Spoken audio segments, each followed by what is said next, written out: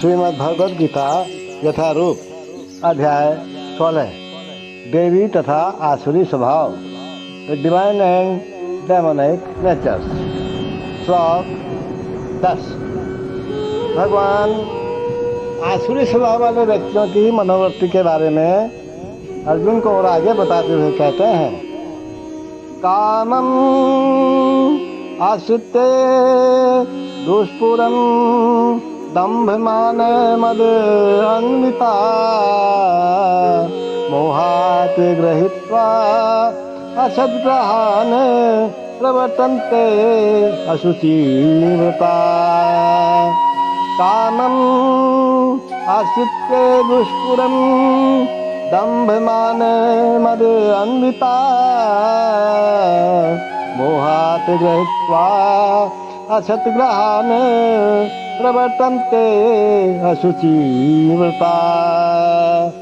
भगवान कहते हैं कि अर्जुन, कभी न संतुष्ट होने वाले काम का आश्रय लेकर, कौन? आसुरी लोगों के बारे में बात हो रही है, और गर्व के मद एवं मिथ्या प्रतिष्ठा में डूबे हुए आसुरी लोग ईश्वर मोहग्रस्त होकर सदैव क्षणभंगुर वस्तुओं के द्वारा अपवित्र कर्म का व्रत लिए रहते हैं, अर्थात उल्टे पुल्टे काम, अपवित्र काम करते रहते हैं। देखो, इस श्लोक में भगवान आसुरी मनोवृत्ति का वर्णन कर रहे हैं। असुरों में काम कभी तृप्ति नहीं होता। काम माने उनकी कामनाएं, उनकी इच्छाएं कभी पूरी नहीं होती हैं। वे भौतिक भोग के लिए अपनी अतिरिक्त इच्छाएं बढ़ाते ही चले जाते हैं। यद्यपि वे क्षणभंगुर वस्तुओं को स्वीकार करने के कारण सदैव चिंतामग्न रहते हैं, तो भी वे मोहवश ऐसे कार्य करते जाते हैं। उन्हें कोई ज्ञान नहीं होता है, अतएव वे ये नहीं कह सकते कि वे गलत दिशा में जा रहे हैं। उनको खुद को पता ही नहीं है। अपने को पता होगा जब तो मालूम पड़ेगा ना कि गलत दिशा में जा रहे हो या सही दिशा में जा रहे हो। न जानने का प्रयास करेंगे, न किसी की सुनेंगे। क्षणभंगुर वस्तुओं को स्वीकार करने के कारण वे अपने स्वयं का ही ईश्वर निर्माण कर लेते हैं, अपने स्वयं का ही मंत्र बना लेते हैं और उसके अनुसार ही कीर्तन करते हैं। इसका फल ये होता है कि वे दो वस्तुओं की ओर अधिक से अधिक आकृष्ट होते हैं। जो अपने अनुसार ही चलता है, स्वयं के अनुसार ही, वो दो चीजों के प्रति ज्यादा आकृष्ट होता है महाराज। कौन कौन सी है वो दो चीजें?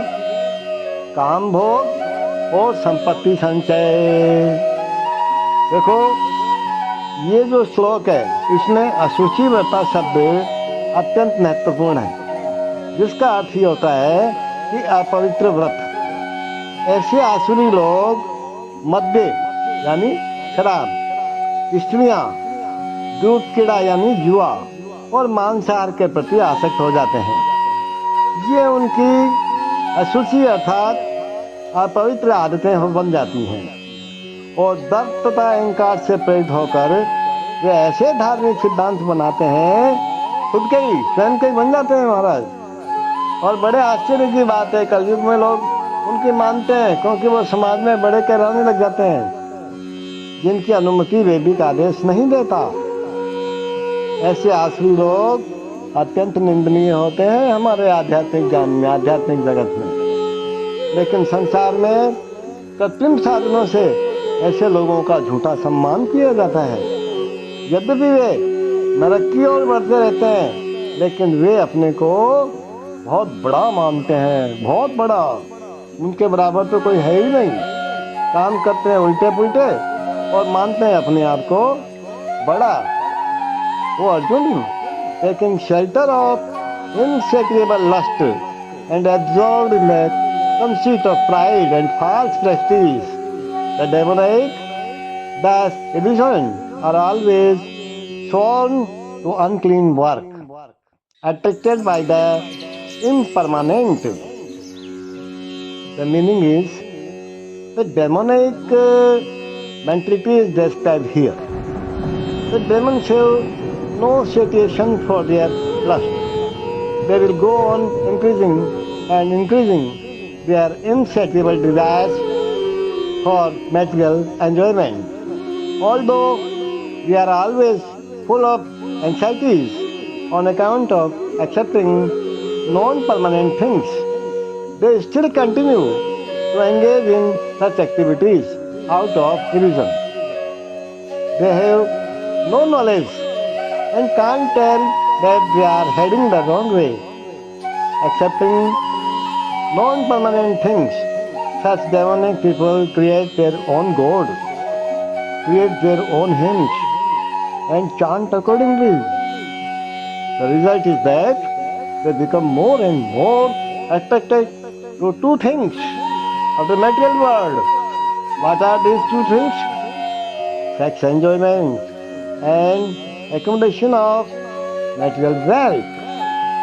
Such demonic people are only attracted by by wine, women, gambling, and meat eating. Hare Krishna, Hare Krishna.